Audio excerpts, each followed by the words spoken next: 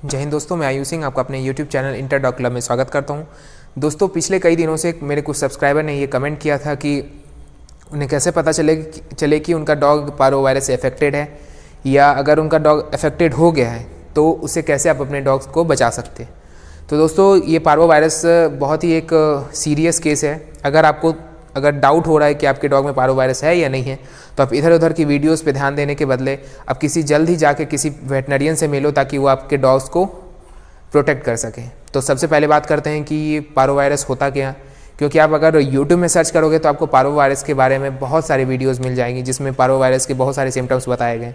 लेकिन मैं अगर आपको एक शॉर्ट टर्म में अगर पारो वायरस को समझाऊँ, तो बेसिकली एक वायरस है जो आपके डॉग में एक्सटर्नली इंटर करता है। जैसे अगर आपका डॉग कहीं भी बाहर जाके किसी चीज़ को लीक कर लेता है, या एक पारो इफेक्टेड डॉग के यूरिन को सूंघ लेता है, उसके कारण उसके बॉडी में इंटर कर जाता है, या आप किसी पारो इफेक्टेड डॉग से मिलकर आए हो और आप अपने डॉग में टच हो गए हो, तो उससे भी उसके बॉडी में इंटर हो सकता है।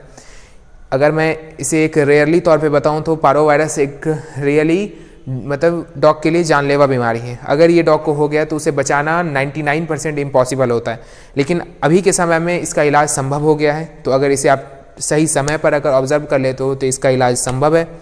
तो सबसे पहले हम बात करते हैं कि पारो वायरस के क्या सिम्टम्स होते हैं।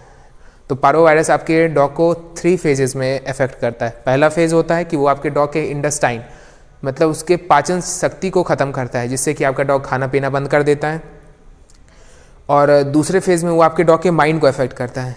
दूसरे फेज़ में आपके डॉग के माइंड को अफेक्ट करता है। उसमें क्या होता है कि आपके डॉग को वो वायरस सुस्त कर देता। और तीसरे फेज में वो आपके डॉग के पूरे एक्सक्रेटरी सिस्टम, मींस वो आपके डॉग का यूरिन आना बंद हो जाएगा। आपके डॉग का में जो स्टूल आएगा, वो स्टूल बहुत ही ज़्यादा मात्रा में आएगा। मीन्स आप बोल सकते हो कि आपके डॉग को डायरिया हो जाएगा। उस डायरिया में बहुत सारे ब्लड के अमाउंट्स आपको देखने को मिलेंगे, और वो जो उनका स्टूल होगा वो बहुत ही ज़्यादा स्मेल करेगा। तो आप इससे आइडेंटिफाई कर सकते हो कि आपके डॉग में पारो वायरस हो गया है। तो इसके मेनली कुछ मेडिसिन्स होते हैं। इसमें मेनली 2 पार्ट में फोकस किया जाता है। सबसे पहली बात कि आपके डॉग में एंटीबॉडीज़ लाना, ताकि वो पारो वायरस से लड़ सके। और दूसरा कि जब पारो वायरस होता है तो आपके डॉग में वाटर की कमी हो जाती है, मतलब आपके डॉग की बॉडी पूरे डिहाइड्रेटेड हो जाती है। तो डॉक्टर्स का मेन ये फोकस रहता है कि उस डॉग के बॉडी में पानी की मात्रा को घटने ना दे। इसके लिए डॉग्स उनमें पानी चढ़ाते हैं। तो आप एक चीज़ हमेशा गौर करना कि पैसे के चक्कर में कभी आप अपने डॉग्स को पानी चढ़ाने में कमी मत करना। कई डॉक्टर करते हैं कि एक टाइम पानी चढ़ाते हैं, और उसी के कारण कई बार ऐसे डॉग्स को देखा गया कि वो मर जाते हैं। तो इसीलिए आप दोनों टाइम पानी चढ़वाएं, और वेटनरियन के सजेशन से आप अपने डॉग को बचा सकते हो। और अब बात करते हैं कि अगर पारो वायरस अभी हमारे डॉग को अफेक्ट नहीं किया है तो उसे बचाएं कैसे।